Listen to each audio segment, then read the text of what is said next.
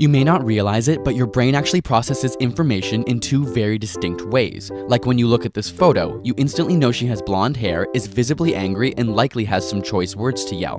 Without any effort, you experienced fast thinking. But if you look at the following problem, something different happens. Sure, you immediately know it's a multiplication problem and you knew you could solve it if you had the energy, but didn't. If you do try, your muscles will tense, your pupils will dilate, and your heart rate will increase. Now, you've experienced slow thinking. These two systems of fast and slow thinking dictate much of our perception and reaction in life. Take these lines for example. It's clear that they're different lengths, but if you measure them, they're actually the exact same length.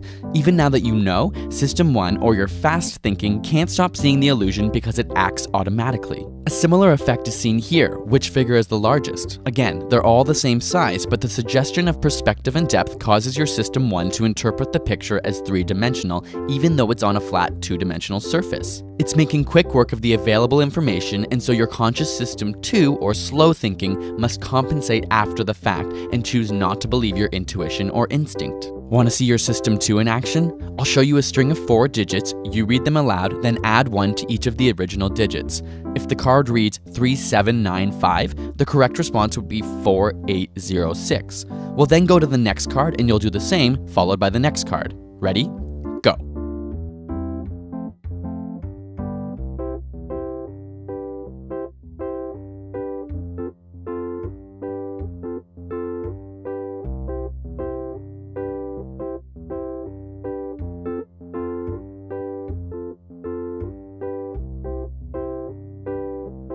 Few people can cope with more than 4 digits, but even harder is add 3.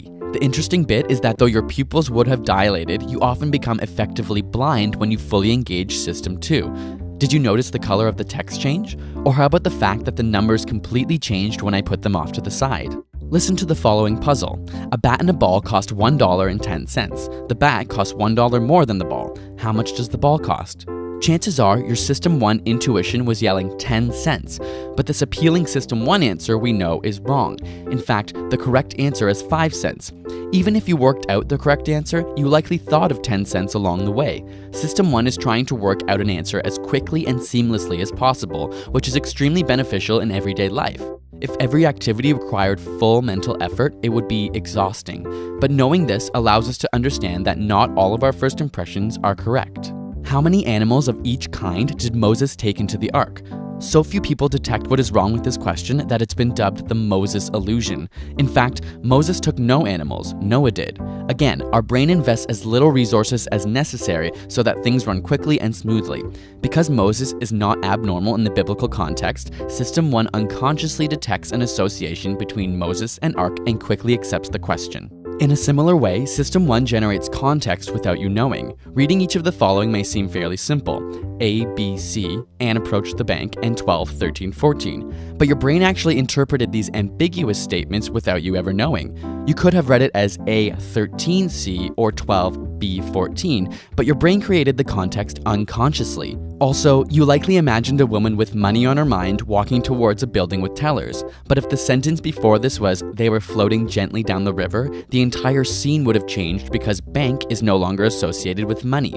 Without an explicit context, System 1 quickly generates one based on previous experience. In this case, you've likely visited more banks than rivers, and so the context is resolved accordingly. This ties into a concept called priming. For example, if I said wash, how would you complete this word fragment? Most would see soap, but had I just shown you the word eat, you'd be more likely to see soup. In this way, both eat and wash prime your thoughts. Though System 2 likes to think that it's in charge and knows what's going on, the truth is that priming effects have even been shown to affect and modify behavior. These arise in System 1, and you have no conscious access to them. If you'd like to learn more about the thinking systems in your brain, check out the book Thinking Fast and Slow by Daniel Kahneman, which covers it in great detail. I'll put a link in the description which you can check out. Got a burning question you want answered? Ask it in the comments or on Facebook and Twitter, and subscribe for more weekly science videos.